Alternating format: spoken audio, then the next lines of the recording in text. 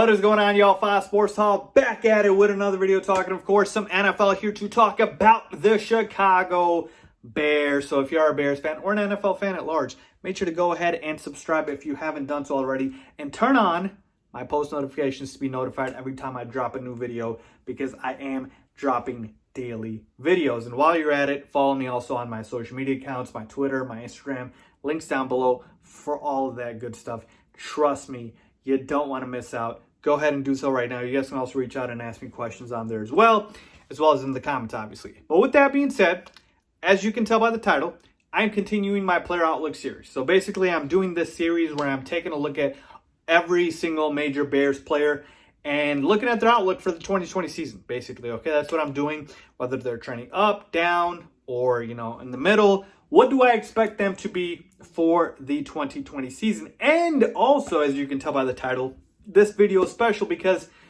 we're combining two players in one video, okay? And it's the quarterbacks, Mitch Trubisky and Nick Foles. Now, I went back and forth on whether I should do both quarterbacks in separate videos or put them in one video. And here is the reason I combined it, because this season, whether you like it or not, these two quarterbacks are just in sync really with each other. I mean, you can't talk about one without the other. I mean, and it's going to continue that way into the preseason, into obviously training camp, into literally week one of the NFL season until we find out who is going to be the starting quarterback. And even then, it could extend into the season. So both these two quarterbacks, I mean, they're essentially joined by the hip at this point because, again, we don't know who is going to be the starting quarterback. There's people that believe it's Nick Foles and it's not even a competition. There's people that think Mitchell Trubisky will make a bounce back and he will win the starting job. So there is a lot of dissension within the Bears community, if you will. So I thought, why not just combine it into one video and compare both of them and take a look at both of their projections. So with that being said, let's get into it. Okay, so I've got the board filled up with both quarterbacks. So I've got Nick Foles obviously on one side and Mitchell Trubisky on the other. And I've got their 2019 stats for both quarterbacks. And then I've also got 2020 here for Nick Foles. And then I'm also going to project it out, obviously, for Mitchell Trubisky. And then over here, I'm going to give a grade to both quarterbacks on these three factors, which is impact/importance, replaceability/depth, and potential for 2020. I've been doing this for, obviously every Bears player that I'm doing this outlook on. But basically, impact is, what is your impact on this Bears team? How replaceable are you? The depth at that position, and what is your potential for 2020 at your peak, right? So that's going to be on a scale of 1 to 10. And again, I'll do that for Mitch as well. So let's start with Nick Foles first, because to me, Nick Foles is the prohibitive favorite to win the starting job. Not because I have any inside information or anything like that. No, it is because of what the public is saying, what everybody else out there is saying. When I'm taking a look at, people getting interviewed and Bears reporters and Bears beat writers and analysts and media and even the betting odds in Vegas, everybody believes that Nick Foles is going to win the starting job. So much so that I couldn't even find 2020 projections, like full 16-game season projections for Mitchell Trubisky, because everybody believes Nick Foles will be the starting quarterback. So I found it for Nick Foles. I couldn't find it for Mitch. So that is why I'm starting with Nick Foles. But just to let you guys know that if you were to ask me who is the favorite right now to start, according to obviously the public and the general consensus, it's actually Nick Foles, okay? So Nick Foles last year played 4 games. Obviously, we know he had a very injury-prone season. Really just got hurt in the first game, I believe. So 4 games is all he played last year with the Jaguars. And in those 4 games, 3 touchdowns, 2 interceptions, 736 yards, 66% completion percentage, and 6.3 yards per 10. Folks, there's no other way to boil it down. It was a horrendous year. It was so bad that, obviously they wanted to move on after a year, okay? And they have a rookie now, I'm talking about the Jaguars, in Gardner Minshew, and that they were ready to move on from Nick Foles. Now, again, this is the same guy, Nick Foles, that has won a Super Bowl MVP. And I did say when the Bears traded for Nick Foles that I believed it was a good signing. So Nick Foles, to me, is a good backup quarterback in this league. Long-term starter, again, I'm not so sure. But with that being said, the numbers don't look good. Obviously, the numbers don't look good last year at all. But that was last year. We got to talk about this year, obviously, okay? So those are his numbers last year. And then really quickly, let's move over to Mitchell Trubisky and see how he did last year, okay? Last year was obviously his regression year. Everybody expected him to take a big leap in his third year, and he didn't. He actually went the opposite way. He went down instead of up. You get the point. 15 games played, 17 touchdowns, 10 interceptions, a little over 3,100 yards, 63% completion percentage, and 6.1 yards per attempt. So when you take a look at the ancillary stats, I mean, Nick Foles is a little bit better with the yards per attempt, and then completion percentage, Nick Foles is a little better. But again, you can pretty much like throw out this season for Nick Foles because, again, he gets hurt. And then when he comes back in, the offense is different. He struggles. Like, it was just an absolute mess. And obviously for Mitchell Trubisky last year, we know that the Bears offense was a mess as well with Matt Nagy's inconsistent play calling, with the lack of a running game, with the porous offensive line. So both quarterbacks struggled a lot last year. So when I take a look at their projections for 2020, I went through a lot of numbers to figure out what I felt most comfortable with. And by the way, record-wise, just to point out, Nick Foles went 0-4, okay? And Mitchell Trubisky went 8-7 last year, okay? So just wanted to put that out there. Nick Foles lost every game he played last year. Okay. When I take a look at projecting out for 2020, here's the thing. Obviously, you want to project out 16 games, right? You want to project both quarterbacks to play 16 games. We want them to, well, not both quarterbacks. Whoever starts should play 16 games, obviously.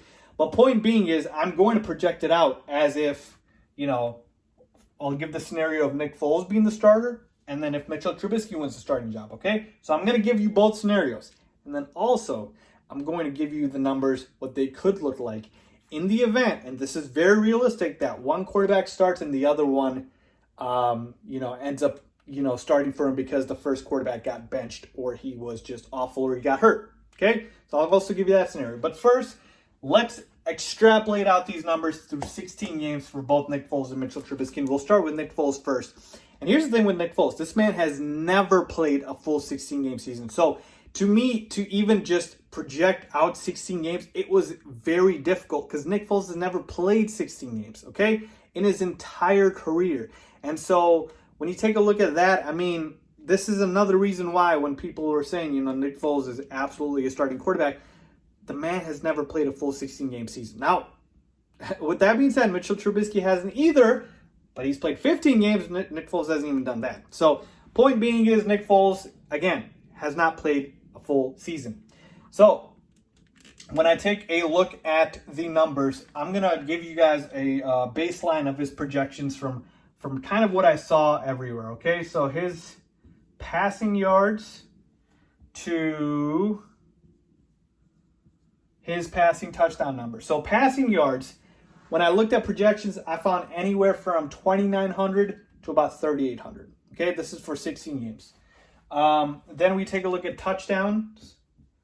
17.8 touchdowns to 24.1. Anywhere from that. Now, again, how can you have a decimal touchdown, right, Faiz? But work with me here. These are just projections. I'm not going to have that as my final projection, by the way. And then interceptions I found anywhere from 9.7 to 11.5. Okay, so these were the kind of numbers that I found when I looked to extrapolate out Nick Foles' season. So again, when I take a look at this, let's just imagine how the stats would look like for Nick Foles if he were to start all 16 games. Well, I think it would fall somewhere in between this, right? So when I take a look at the passing yards, 2,900 is too low to me. 3,800 might be a little too high. So I'd probably put it somewhere around 3,500 passing yards, okay? Then when we take a look at 17.8 touchdowns and then high of 24.1, this is where I kind of struggled, but I'll probably come in at about 21 to 23 touchdowns. But again, there's really no space here, but I guess I'll put it down here. So 21 TDs. Okay. And then between 9.7 and 11.5, I'm comfortable doing 10 interceptions. Okay. Now, again, 21 is like right in the middle of 18 and 24. But could I see it going to maybe a little like 23, 24? It's possible. Because if you look at it like this, okay, work with me on the math here. If Nick Foles, who is a career 2 touchdowns to 1 interception guy in his career, if he throws a touchdown every game, because there's no way, well, I shouldn't say no way. If you project out him throwing 2 touchdowns every game, that's 32 touchdowns, right? But that's also 16 interceptions. I'm not saying he's going to do that, and I'm not going to project that out because that's a little too excessive for me, 32 touchdowns and 16 picks. Though that would be great for the Bears, I think. But let's give Nick Foles a touchdown a game, so that's 16 touchdowns. But let's also give him, half a touchdown in half of the games as well. Or I should say 2 touchdowns in half of the games. So that's another 8 touchdowns. So that brings it from 16 plus 8 to 24. So that's why I said that number is right at the max for where I'm seeing the projections for. That's why I felt more comfortable around here. 21 touchdowns to about 10 interceptions. Now, again, these aren't fantastic numbers, but you have to realize one thing. And the same thing is going to be similar for Mitchell Trubisky. Whoever starts for the Chicago Bears, I do believe the offense is going to see a significant change. Because here's the thing Matt Nagy needs to understand, and I hope he does. I hope he's listening. He's probably not. But the point being is Matt Nagy needs to know that he cannot be as dependent on the passing game as he wants to. Okay? Play to the strength of your team. If we had, Aaron Rodgers, Russell Wilson, Patrick Mahomes as our quarterback, absolutely use the passing game. But we don't. Okay? And so when I take a look at, the fact that we've got a quarterback competition, that essentially means that neither quarterback is very good at this point. And so you need to not rely on them as much, which means less attempts for both quarterbacks, Foles and Trubisky, but also an emphasis on the running game. That is why I'm very high on David Montgomery this year, the Bears running back. And so I believe Matt Nagy is going to run the football more this year. And so that by itself, just a product of that, is going to decline the numbers for both quarterbacks, okay? So when I take a look at Nick Foles here, if we take a look at 3,500 passing yards, 21 touchdowns, 10 interceptions, that's kind of where the numbers lie. Now, again, with the completion percentage and the yards per attempt, again, to me, they're fine. I could see it being kind of the same, though I would like the yards per attempt to go up more. And by the way, did you know Nick Foles' best season, he had 27 touchdowns and 2 interceptions, but then the season right after, the opposite. Like, he completely was not the same guy. So, to me, it's just funny because Nick Foles has had one good season, but other than that, I mean, it's been pretty bad. Of course, outside of the Super Bowl. So let's move on to Mitchell Trubisky and take a look at Mitchell Trubisky's projection for the 2020 season. And last year, he threw for 17 touchdowns and 10 interceptions. The yards per attempt were not very good at all. So again, I'm not going to worry about the completion percentage of yards per attempt, though this needs to absolutely come up this season. But in terms of the passing yards numbers, when I take a look here at Mitchell Trubisky, it could certainly be in line here with the 3,500. Again, last year he threw about 3,200. But again, if you want to have Mitchell Trubisky's yardage number go maybe 3,300, a little less than Nick Foles, that's fine. But then again, with the touchdowns, last year 17 touchdowns. Think about this. If Mitchell Trubisky is starting all 16 games, that means what? That he's not getting benched and he's playing well. That's why they have him out there. So this number has to improve, obviously. How much? Again, I feel like you can make it comparable to Nick Foles because, like I said, I don't believe the Bears are going to have the quarterback throw the football a lot. So I got about 22 touchdowns to about 11 interceptions. You can move the number maybe up or down, maybe another interception, maybe, again, one less touchdown. But for the most part, again, it's pretty much in line with this. The only difference here is, though, I do see Mitch getting about 200 to 250 rushing yards and 2 TDs to 4 rush TDs. So he's going to add this element. that Nick Foles won't add. Nick Foles is not going to rush the football at all. Mitch Trubisky last year, though his numbers came way down, he is still going to rush the football a little bit more this season. I hope. I really hope. Because you got to use his best strength, which are his legs. So, again, these are very conservative projections, by the way, folks. But again, if I'm taking a look at, being realistic here, this is kind of me being as realistic as possible. Because, again, we're talking about relying on our defense, relying on our running game, and allowing the quarterbacks to make a play when necessary versus being a team thinking where, the Kansas City Chiefs and becoming the air raid offense, which, again, to me, it's not going to happen. And again, in 2018, when the Bears went 12-4, and won the division, they were 11th in rushing yards. That was our key to success. The run game was working, not just by the running back, but also the quarterback. So, again, this is kind of a baseline of what you could look for. Now, if I looked at, again, these three factors here, impact, importance, replaceability, depth, potential for 2020, again, it's more so going to be the same for both. If Nick Foles starts and his backup is obviously Mitchell Trubisky, the replaceability factor, again, to me, maybe you could say a 6 here. And if Mitchell Trubisky goes down and Nick Foles is the starting quarterback, again, I'll give it a 7. Because, again, I believe Nick Foles is a better backup quarterback than Mitchell Trubisky. Impact, importance, at their peak, at their absolute peak, what can happen? Well, we've seen Mitch Trubisky in 2018. If you want to say that's a peak, yes, absolutely. We've seen the Bears have a lot of success. So at his absolute peak, I'm going to say that Mitchell Trubisky can make the Bears, obviously, a division winner, get to the playoffs, and, obviously, if we had a reliable kicker, maybe farther than that, but that's neither here nor there. And then, obviously, in terms of Nick Foles, we've seen Nick Foles can get to a damn Super Bowl. So you gotta put that there in terms of his impact and importance. And then potential for 2020. Look, Nick Foles has been in this league longer, and so I don't see Nick Foles changing. At this point, he is who he is. So to me, his potential, he is, to me, like I said, a solid, above average quarterback in this league. So I'd probably give him a 7 there. But when I take a look at the potential for Mitchell Trubisky, I'm telling you right now, he's got more potential than Nick Foles for sure, because he's younger and he's got less years in this league. So I will put that at a 10. So 15 plus 25, so 24 out of 30. And then over here, we've got 13, 23 out of 30. Okay?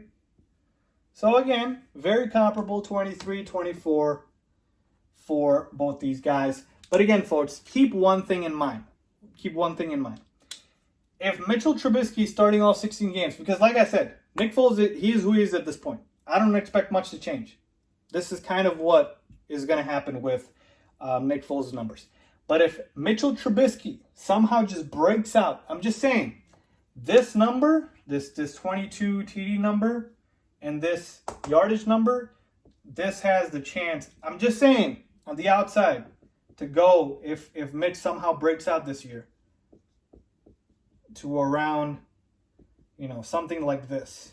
4,000 yards, 27 touchdowns, 13 interceptions, something like that. Versus we know what Nick Foles will give you. So, again, just want to put that out there. Now, as promised, I also did tell you I was going to do the scenario where we have both quarterbacks start during the year, because that is an absolute possibility, right? So, in that instance, what happens? Okay, what is the most realistic scenario? Is it Mitchell Trubisky winning the starting job and then getting benched for Nick Foles? Or is it Nick Foles winning the starting job and getting benched for Mitchell Trubisky? I believe it is the former. Okay, so that is what I'm going to project it as, which is basically Mitchell Trubisky starts and then does not play well and gets benched for Nick Foles, and then Nick Foles finishes out the year. So when I take a look at that, so again, we've got both the quarterbacks here. If that's the case, let's say Mitchell Trubisky, we give him 6 games, okay, before he gets benched, and that would mean 10 games for Nick Foles, okay? So 16, just doing the math here. And in the 10 games, Nick Foles is going to have more passing yardage than Mitchell Trubisky, obviously. So let's give Nick Foles about 2,500 passing yards. Let's give Mitch about 1,500. Okay?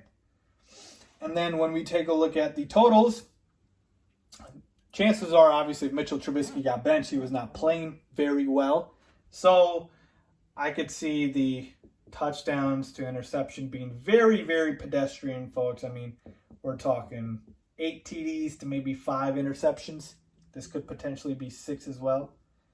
But again, 7, something like this.